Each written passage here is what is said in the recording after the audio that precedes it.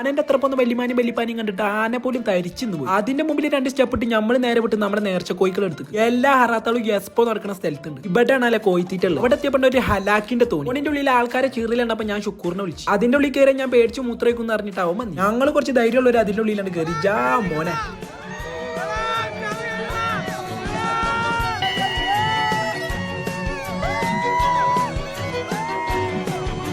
തടി ഉണ്ടെന്നുണ്ടെങ്കിൽ നയിച്ചെന്നാണെങ്കിലും പറ്റും. തടി ബാക്കിയായതാണ് അള്ളാന്റെ കാവ്. വരെയൊക്കെ ഒരു ഫ്രിഡ്ജ് വേണമെന്ന് അറിയാണ്ട് ഷനാദ് ഗെയിം കളിക്കാം. അവന്റെ കൈക്ക് ബർക്കത്ത് ചെയ്യാത്തോണ്ട് നമ്മളെ കൈമ തന്നു. ഓൾ അങ്ങോട്ട് വാങ്ങിയാണ്ട് ഓ കളി തക്കാളി മന്ത്രകാളി എന്ന് അറിയാണ്ട് മന്ത്രിച്ചുതിൽ ഒരു ഒറ്റടല. ജാ മോനെ നമ്മളെ കൈക്കും ബർക്കത്ത് ചെയ്യാം. ആയി പോകാൻ വേണ്ടിട്ട് ഓരോ ഗെയിം കളി ഇനി കളിക്കൂല എന്ന് അറിയാണ്ട് അയക്കൂടെ പോകുമ്പോൾ അടുത്ത ഗെയിം. പിന്നെ വേറെ ഒന്നും നോക്കില്ല. റോള് വാങ്ങിയിട്ട് കറക്കിയിട്ട് ഒരു ഒറ്റ Horlicks is secret of my energy തന്നെ. അതുകൊണ്ട് ആകുമ്പൊക്കെ നിന്റെ കണ്ടു. ഭാഗ്യം കുറച്ച് കൂടുതലായതുകൊണ്ട് അതും കിട്ടിയില്ല. ആ സങ്കടത്തിൽ അവിടുന്ന് പോയപ്പോഴാണ് ഇത് കാണുന്നത്. മരണക്കിണർ കണ്ട പോലെ തന്നെ നമ്മളെ ചെക്ക 2 സ്റ്റെപ്പ്. അപ്പൊ ഞാൻ അതിന്റെ ബാക്ക്ഗ്രൗണ്ടിൽ ടൂൺ ഇട്ടു കൊടുത്തു.